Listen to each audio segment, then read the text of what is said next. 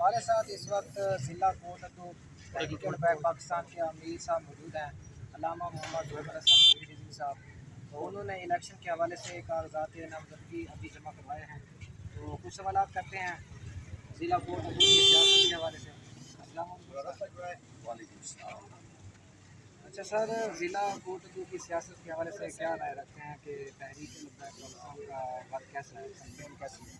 अल्हम्दुलिल्लाह जी, अल्लाह तबारक व तआला के करम से पूरे पाकिस्तान में आपके सामने तहरीक लबैक पाकिस्तान के हवाले से जो एक्टिविटीज़ सामने आ रही है, दिन ब दिन अल्हम्दुलिल्लाह इस जमात के साथ लोगों की मोहब्बत बढ़ती जा रही है। क्योंकि उनका नारा सिर्फ दुनिया का नहीं है, हमारा मंशूर इस्लाम, पाकिस्तान और अवाम है।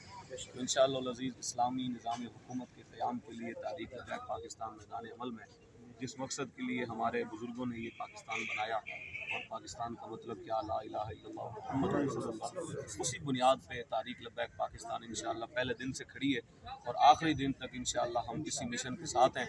और हमें उम्मीद है कि अल्लाह तबारक व तआला हमें जागती आंखों के साथ इस मुल्क में इस्लामी निज़ाम हुकूमत का क़याम ज़रूर दिखाएंगे।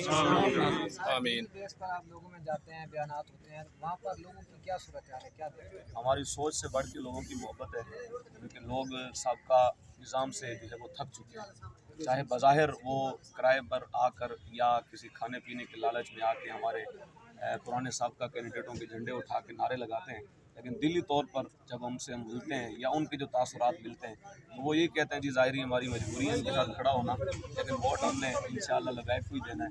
तो हमने तो किसी को मजबूर नहीं किया कि आप जो है वो खुल के हमारे सामने आए फ्रंट पेज पे, तो इंशाअल्लाह फैसले तो पोलिंग बूथ पे होंगे इंशाअल्लाह। कागजात जमा कराने की आपको निहायत ही मुबारक हो। और अब नेक्स्ट कैसे कैंपेन रहेगी? इंशाअल्लाह जी, डोर टू डोर हमारी कैंपेन पहले भी चल रही है, और मज़ीद हमारे जो तहरीक लबैक पाकिस्तान के अल्हम्दुलिल्लाह नौजवान हैं, बुज़ुर्ग हैं, जो कारकुनान हैं, वो बड़े पुरजोश हैं और वो इस दिन का इंतज़ार कर रहे थे।